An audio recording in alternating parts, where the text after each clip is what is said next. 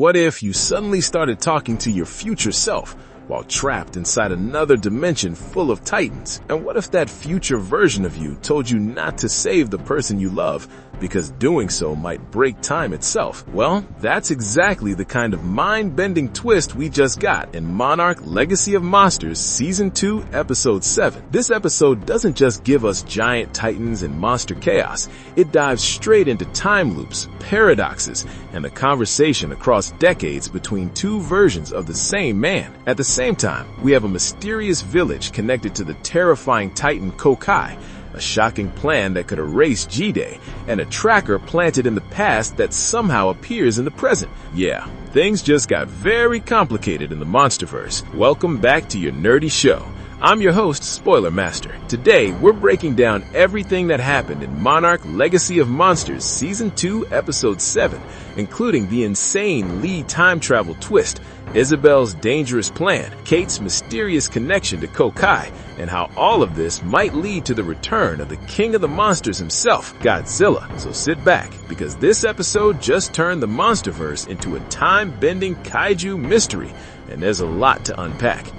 I read you over. I thought I lost you. A mind-bending conversation across time. Episode 7 of Monarch Legacy of Monsters Season 2 takes the story in a completely unexpected direction, and honestly, it's one of the most fascinating episodes of the entire series so far. Instead of focusing purely on giant titans destroying cities, the show dives deep into time loops, fate, and the strange connection between past and present. Right after the rift opens near Mount Asore, Lee and Suzuki realize that something strange is happening with the radio signal. Instead of contacting someone in the present, the walkie-talkie starts picking up a signal from decades ago, and that signal is coming from Lee himself.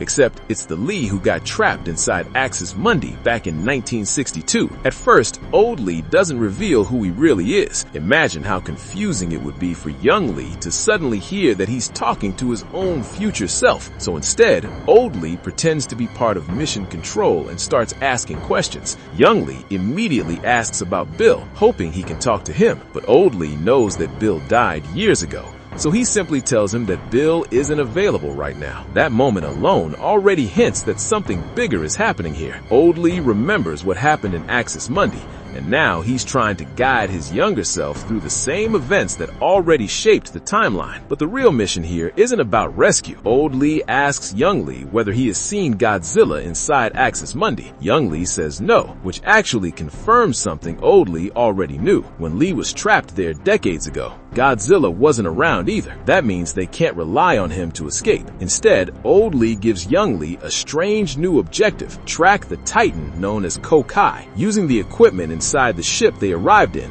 Suzuki guides young Lee through converting one of their devices into a tracking beacon. It's a complicated process, but young Lee manages to follow the instructions. Still, he can't help but question the plan. If the goal is to escape Axis Mundi, why waste time tagging a titan? Old Lee refuses to explain and simply tells him to follow orders. But young Lee is smarter than that. The way this mysterious voice knows so much about him starts to bother him. The tone, the knowledge, the familiarity, it all feels wrong. Slowly, he starts to realize he might not be talking to Mission Control at all. And right when he begins pushing for answers, chaos breaks out.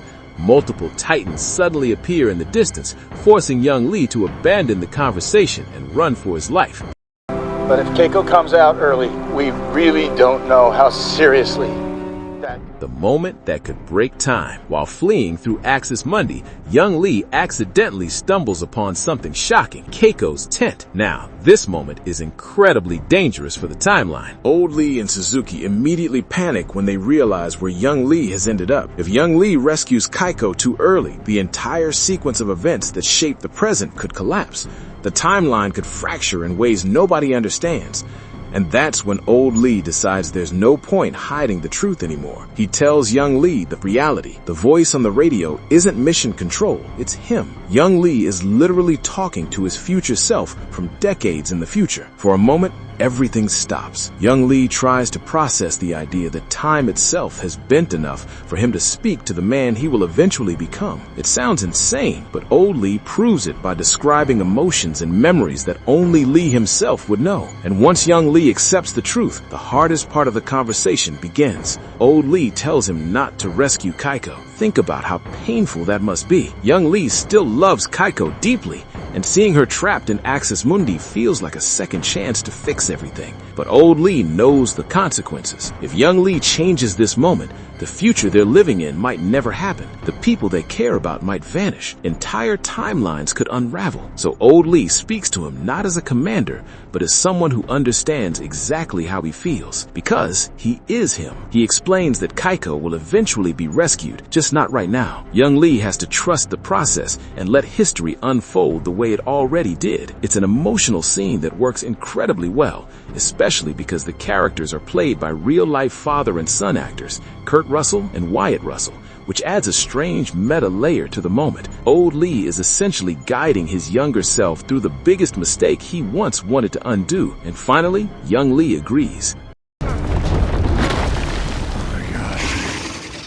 Tagging a Titan. With the timeline preserved, the mission continues. Old Lee guides young Lee toward the location where Co-Cai is sleeping deep within Axis Mundi. The Titan is massive, ancient, and terrifying, resting like a dormant god beneath the strange landscapes of that dimension. Young Lee carefully approaches the creature and manages to plant the tracker, but the moment he activates it, Co-Cai begins to stir. Now, it's unclear whether the tracker disturbed the Titan or if it was simply waking up naturally as part of its cycle. Either way, the situation becomes extremely dangerous. Young Lee doesn't wait around to find out. Old Lee immediately tells him to return to the ship because that's where the portal back to Earth will eventually open. This moment raises a huge question though. If Old Lee is guiding young Lee through something that already happened, why doesn't he remember this conversation from his past? The most likely explanation is that the MonsterVerse is dealing with a time loop. When young Lee eventually escapes Axis Mundi, the journey back to Earth probably scrambles his memories. By the time he reaches the present,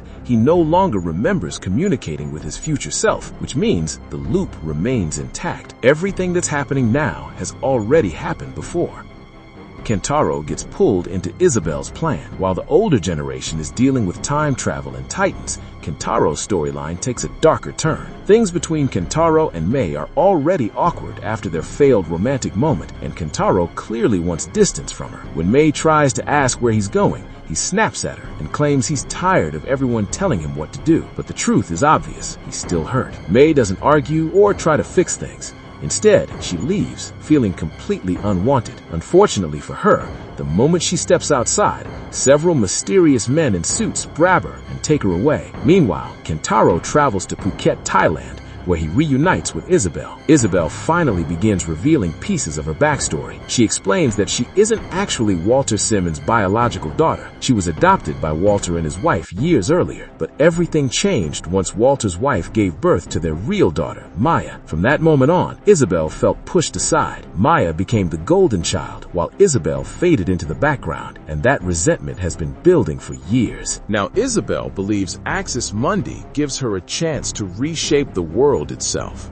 She hints at a plan that involves preventing the catastrophic event known as G-Day, the day when Godzilla first emerged and humanity realized Titans existed. If that day never happens, Walter Simmons might never dedicate his life to controlling Titans. And if that happens, maybe Isabelle's family would never fall apart. Her plan is incredibly risky. She might be trying to trap every Titan inside Axis Mundi or Hollow Earth forever, preventing them from ever reaching Earth. But Kentaro doesn't yet understand how dangerous that idea could become.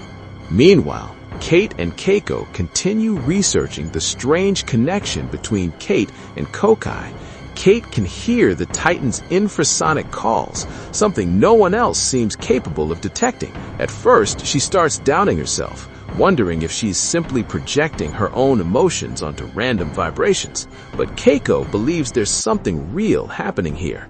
While digging through Bill's old research notes, Keiko finds something disturbing. One entry describes a mysterious village in Japan rumored to be cursed. According to the records, a woman there was possessed by a yokai, a supernatural entity that lured people into darkness. The sketch accompanying the story looks eerily similar to Co-Cai. Even stranger, several women in that village across multiple generations claim to hear a voice calling to them from underground waters. The description of that sound perfectly matches Co-Cai's infrasonic signals, so Cate and Keiko travel to the abandoned village to investigate. Despite warning signs telling them not to enter, they push forward and discover something eerie, a series of graves and markers dedicated to women connected to water and waves. Every clue points back to Co-Cai. Eventually, they find an old well, and Cate theorizes that the women might have climbed down there to communicate with the Titan. Determined to test the idea, Cate ties a rope and begins descending. Predictably, the rope snaps. Cate falls deep into the well, but instead of dying, she discovers a hidden tunnel beneath it. When she finally emerges, she tells Keiko something important. She doesn't think Co-Cai is lost anymore. She thinks it's calling for help. The well acts like a natural amplifier that allows humans to hear the Titan signals, but while Cate can understand the messages, they still don't know how to respond.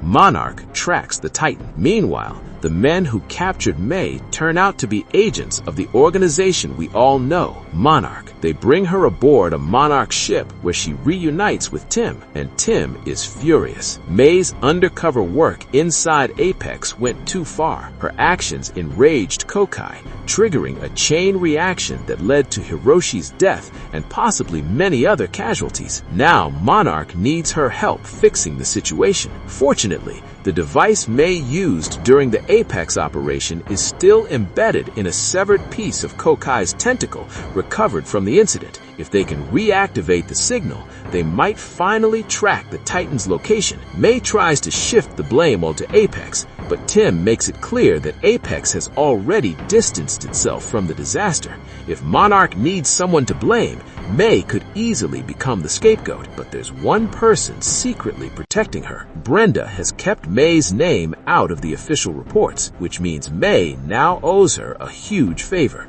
The tracker changes everything. As the episode reaches its climax, Monarch finally detects something incredible, a signal. The tracker that young Lee planted on Co-Cai decades ago is active in the present, and the Titan is headed toward Australia. Suzuki relays the same information to Lee, who immediately begins packing up. Suzuki offers to come with him, but Lee refuses. This mission is something he needs to do alone. His plan is simple, but incredibly risky. Using Monarch technology, he wants to send a signal that will summon the king of the monsters himself, Godzilla, and hope that the ancient Titan restores balance by forcing Co-Cai back into Axis Mundi. And that's where the episode ends. But the biggest mystery remains. How did a tracker placed in the past suddenly appear on Co-Cai in the present? The answer likely lies in the time loop. Everything that happened in Axis Mundi decades ago